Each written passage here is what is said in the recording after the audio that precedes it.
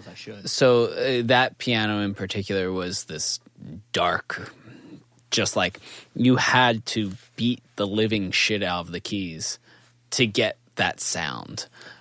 Or to get a sound. And it was just how that instrument was made, and like we had a luthier set it up, and like it was tuned to the nines of like what it was supposed to be played, but it was just an aspect of that keyboard. And that played into like the hardness and softness of that instrument. We're not going to record a very delicate ballad on this keyboard that you have to beat the shit out of to get sound. Or if you do, what does that mean for the song? Like, it is this very delicate song now changed completely by your hard dynamics on this piano. And like, I think that's an interesting element to throw into this like sound and signal chain, is like how hard do you have to play the instrument, how like the setup of the instruments, whether it be on software or the physical setup. Yeah, and that's a great point, Tom. I mean, like you even look at artists like Tame Impala is a great example of this. When it comes time for drum recording for him, you know, if you've heard a Tame Impala record, especially that like most recent one, It Might Be Time to Face It. I think there's a Song Exploder on it or something like that. Another fabulous music podcast. But you know, when you listen to those dry drum tracks, like he's playing them like pretty softly, like maybe a mezzo piano, like really nothing like above like a normal conversational volume. But he's crushing it through all this outboard gear and all this other crazy stuff because, like, that's ultimately the sound that he wanted. But if he were to bash the drums, he would miss out on a lot of the overtones and a lot of the like timbral quality of the drum when you hit it at a lower velocity. So in actually playing lighter and then making the decision afterwards to crush it and make it more aggressive sounding, he's actually like created an entire other dynamic of this drum timbre where now like you're not just getting that like, you know, blistering melt your face off attack. You're also getting all these overtones and all this stuff that's like creating a total like sonic palette within all these like distortion modules because it's all like crushed as hell. And I know a lot of drummers who are even at the point where like they don't play with dynamics. I knew a drummer from Vermont who actually did this, who never played with dynamics, just like picked the velocity where the drums sounded the best, and then left the dynamic range up to one, the musical arrangement as far as like the complexity of the drum beat, and then two, to the mix. Where like you could just push and pull those faders to like get something to feel louder or softer, because he just really loved the way his drums sounded when he played at a specific velocity. I know that's is it Phil Spector that also has that sort of like mentality on tracking or something like that? So like there is a book by David Moulton, who actually does all of this for specifically just the Beatles. It's a wild book where this is like, if you like the Beatles, this guy definitely likes the Beatles more than you. And to the point where he's writing a 700 page dissertation on the recordings and the mixing and the instrumentation and how the dynamics change on the drums ever so slightly, it charted against how they mixed it. It just a really fascination of deep diving nerdiness. But yeah, that's really interesting, Adam, that you bring that up. As a counterpoint, there's also a lot of merit for someone just absolutely crushing the drums, and like there's a certain feeling and style that comes out of that as well. For the longest time, I always heard like the best drums are like the quietest drums, and you just have to record like this all the time. But never gets that feeling. It's never like, oh my God, this thing is just assaulting me. And like, I think there's you have to know instinctually where you're going with that, and you can't just listen to like, well, the Beatles recorded it this way, or like beat the shit out of the drums if you want to beat the shit out of the drums. Right. Well, and I think it's so funny. We do always tend to, come back first and foremost to the way drum capturing is treated, right? And I think in very modern, loud, very intense and aggressive styles of music, like rock-based music, punk-based music, what I think was a highly illuminating point for me was when we, just in general, working with Steve Evitz for a bunch of records for us has just been, he's become a great friend and mentor in so many ways, and is just so experienced with tracking and getting the most out of drummers and getting the most emotion out of drum takes and drum performances.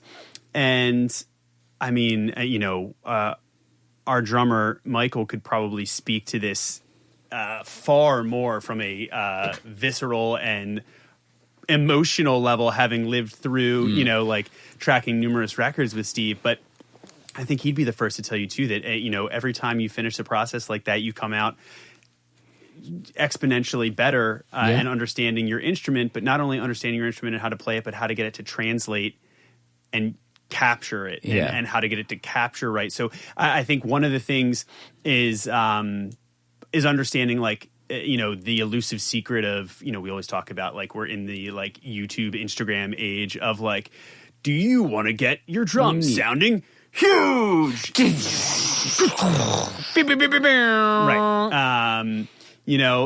Then all you need is this plugin for $29.99.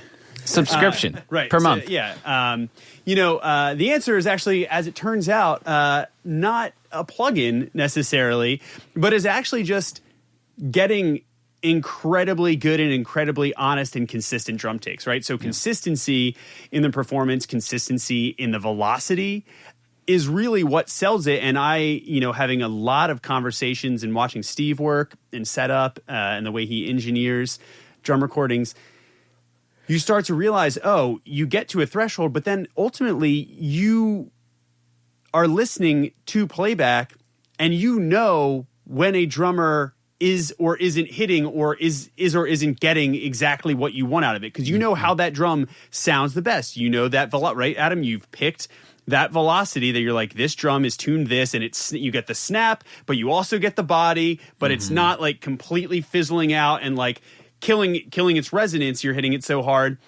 and you find that, you dial that in, and there's a time and place for rolls and dynamics, but they all have to crescendo and hit a certain point to get the crack and snap and resonance and all of those things in the exact proportion. And a lot of times for rock to cut through and have that really bombastic consistency, it's about having a drummer that can hit.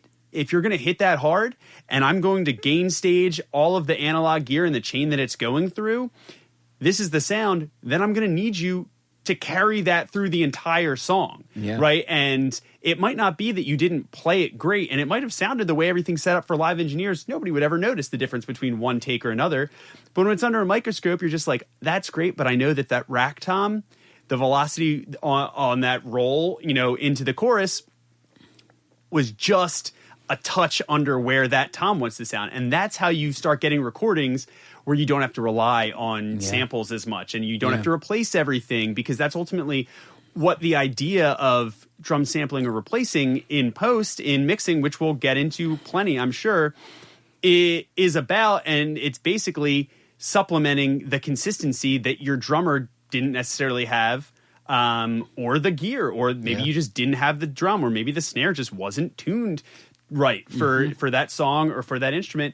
And that, it kind of brings us to, once you have the right player and you hopefully and again, that comes with experience too, right? It's just sitting in the driver's seat and being like, this is what it sounds like when I just play it this volume and track. This is what it sounds like when I do this. And this is what it sounds like and what I need to do to really get the snap out of the compressor when it's set like this.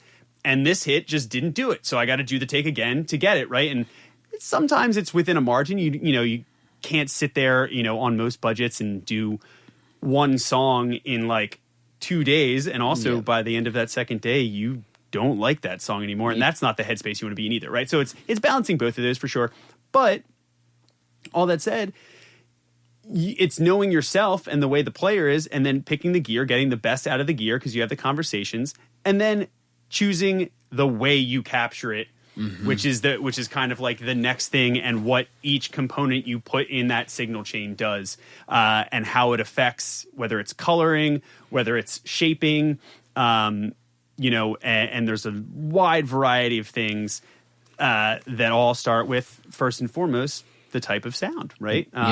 Yeah. So, like, is this a loud sound that you're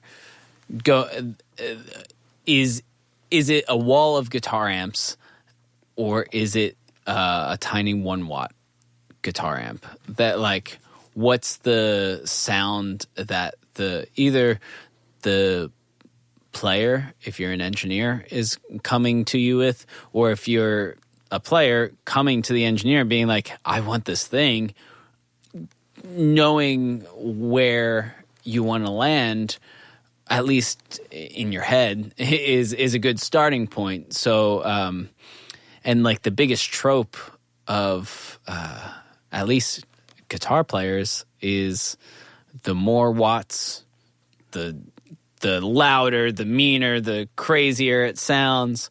And I mean, probably most of the people listening to this know, or now you will know, sometimes going for a lower wattage amp to get that higher gain sound might be the way you want to go. Well, I mean, that's that like meme that was passing around for a while, which, like, as a gear nerd you get, where it's like you see the wall of like Marshall dummy cabs, but really all it is like a Fender Champ with a single 57 on it. Turn around in a stadium, just turned around the other way. And like that's a good point too, where it's like it sometimes it is a bit counterintuitive, but knowing that like the way that we listen to recorded music is through a set of speakers, not through the original thing that we made. Like, you can make decisions that, like, much like having the lightly played drums that are crushed, or the National puts that like very like iconic like soft piano sound, but they'll make it the main instrument over top of a drum set, where if you put those in the same room together, like, clearly the drum set's going to win. But the way that they mix that and the way that they make decisions dealing with recorded music, they're able to actually push that different timbre up to the front of the mix. And then from there, it's a conversation of, well, how are you actually going to capture that? Are you going to use, what microphones are you going to use? What style are you going to use them in? And I think for an engineer's perspective, which I'm sure you guys can speak on more than I could, it's definitely about knowing your vocabulary. I remember, like, Tom, you and I went to like a mix convention maybe like 2 years ago or something like that, and I forget who it was. So one of those like hotshot mix engineers who were there was like, yeah, man, when I'm talking to people, it's I'm trying to figure out what mic would sound best on their voice, and I'm just thinking about how that works. And there are certain mics that do certain things. Like, currently I'm using an RE20, which was developed for radio broadcast, so it sounds great for podcasting. I did a vocal with an SM7 the other day because it was a really aggressive vocal that I needed to be like screaming into the microphone, and a delicate condenser isn't going to do that. Or like how the U87 had, or maybe all the U47, U87 series, I'm not entirely sure, Tom, you could correct me on this if I'm wrong, have a low frequency cutoff around like 80 hertz because they're used to being put in like small shitty rooms that aren't treated to not have this like low mid buildup. And knowing your microphones to be able to like capture all of these different sounds, I feel like that's where it's really your time to shine as an engineer, is like actually picking the right tool for the job. I mean, you are the proverbial golf caddy for